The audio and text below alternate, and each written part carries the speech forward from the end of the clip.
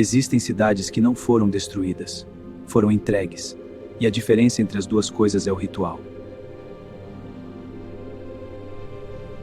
Em pelo menos 6 regiões do mundo existem registros de cidades que foram deliberadamente inundadas como ato ritual, não como acidente, não como punição, mas como oferenda. A mais documentada delas ficava nas margens de um lago nos Andes peruanos. Não era pequena. Tinha templos, mercados, câmaras cerimoniais e uma população que sabia exatamente o que estava prestes a acontecer. Os registros coloniais espanhóis que chegaram 2 séculos depois encontraram nas comunidades locais uma memória oral extraordinariamente preservada sobre o que havia acontecido ali. A memória dizia que a cidade não afundou, a cidade desceu, e que havia uma diferença que somente quem participou do ritual poderia entender. O ritual das águas silenciosas começava não com água, mas com silêncio. 30 dias antes da inundação, toda a cidade parava de fazer barulho. Sem martelos, sem vozes elevadas, sem instrumentos musicais. As crianças eram ensinadas a brincar sem som, os animais eram levados para fora das muralhas. O silêncio não era penitência, era protocolo.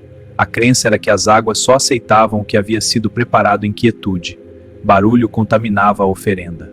No 20º dia, os sacerdotes iniciavam a segunda fase, chamada nas memórias orais de um mapeamento das despedidas. Cada pedra importante recebia um nome que seria levado embora na memória de quem tocou.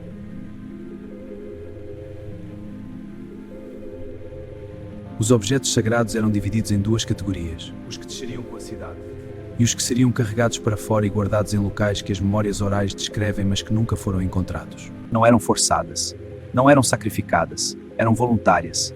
E as memórias orais as descrevem não com terror, mas com uma serenidade que os escribas coloniais chamaram de incompreensível. E então chegamos ao detalhe que nenhum dos escribas coloniais conseguiu explicar quando transcreveu a memória oral. Havia pessoas que também ficavam. As memórias dizem que eles acreditavam que a cidade precisava de guardiões nas profundezas, que água sem memória humana dentro dela era apenas água, e que eles escolheram ser a memória. Na noite do 30º dia, os sacerdotes realizavam o que as memórias chamam simplesmente de abertura. O que exatamente era aberto nunca foi descrito com precisão, apenas que depois da abertura a água sabia o que fazer. No 29º dia, a cidade estava completamente vazia, exceto pelos guardiões e pelos sacerdotes que conduziriam a última fase do ritual. As memórias orais divergem sobre quanto tempo levou. Algumas dizem que foi imediato, outras dizem que levou 3 dias. O que todas concordam é que não havia barulho. E então os sacerdotes saíam. Subiam ao ponto mais alto da margem oposta do lago e esperavam. A água não invadiu, não transbordou. Subiu, do centro da cidade para fora, como se nascesse de dentro das pedras. Os guardiões que ficaram não fugiram. As memórias dizem que fecharam os olhos quando a água chegou aos joelhos, e que quando chegou aos ombros ainda estavam sentados em círculo, e então a superfície fechou sobre eles. E as memórias dizem que a água ficou completamente imóvel depois disso, sem ondas, sem movimento, como se tivesse chegado aonde precisava chegar. Descemos da montanha ao amanhecer. Não havia mais cidade, havia um lago. Realizamos o ritual de encerramento.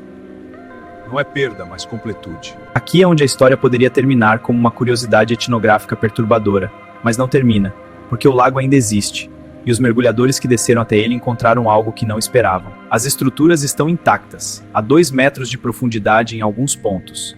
As pedras não estão cobertas de algas da forma que deveriam estar para uma submersão de séculos. Mergulhadores descreveram uma sensação que vários relataram independentemente sem se conhecer.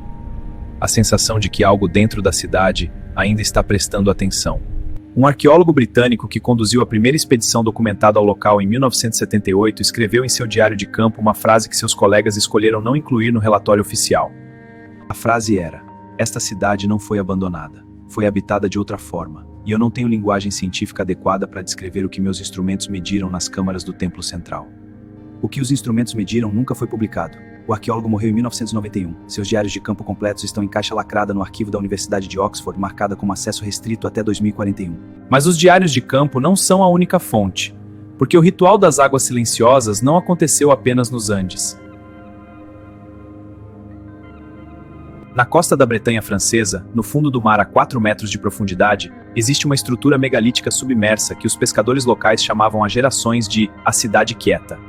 Os pescadores tinham uma proibição oral sobre pescar diretamente acima da Cidade Quieta em determinados dias do ano. Dias que correspondiam às marés mais altas do calendário lunar. A lenda local de Is, a cidade submergida do Mar Celta, mas versões mais apreensivas da brisa não abriu nada. Ela completou o ritual que a cidade estava esperando.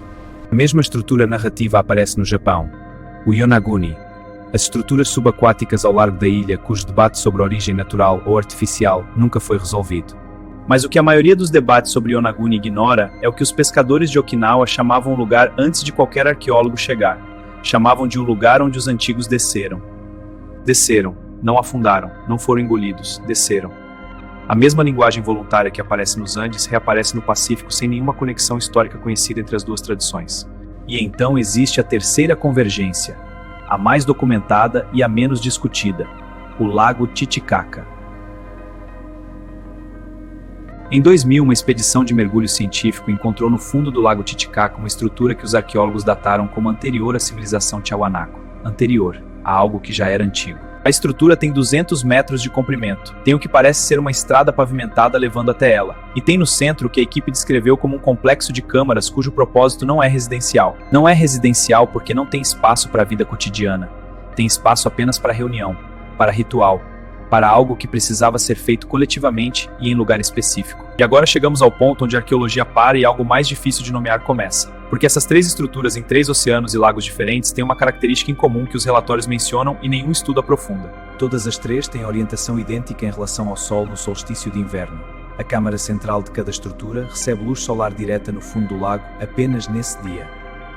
Isso significa que quem construiu essas estruturas sabia que seriam submersas. Projetou o interior para funcionar sob a água.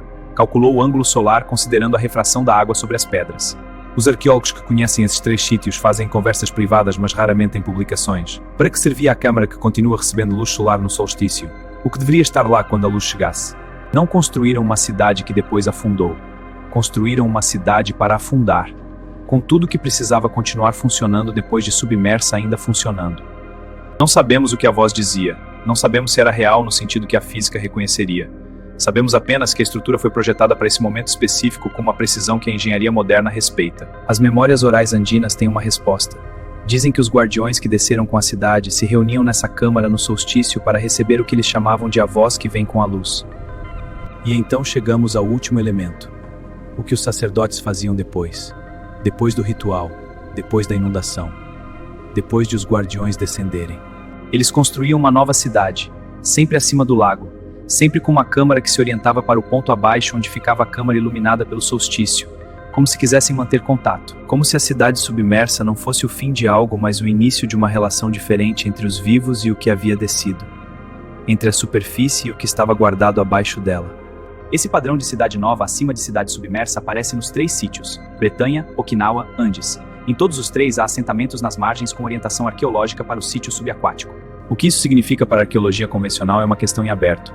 O que isso significa para quem viveu esses rituais está preservado nas memórias orais com uma clareza que os relatórios científicos ainda não conseguiram absorver.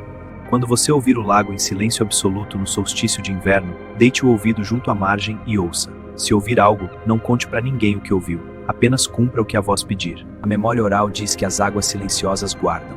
Não destroem, não punem, guardam. E que o que guardam continua cumprindo sua função mesmo depois de séculos de silêncio. E aqui está a última coisa que os documentos coloniais registraram sobre o ritual das águas silenciosas. Uma instrução que os sacerdotes passavam às gerações seguintes. Não sabemos se algum sacerdote ouviu. Não sabemos o que cumpriu se ouviu. Sabemos apenas que o ritual foi passado que por gerações fis, por cerimoniais que chegaram. O que fica depois de tudo isso não é uma resposta. É uma paisagem. Um lago calmo sobre uma imensidão da pena. Guardiões que escolheram descer.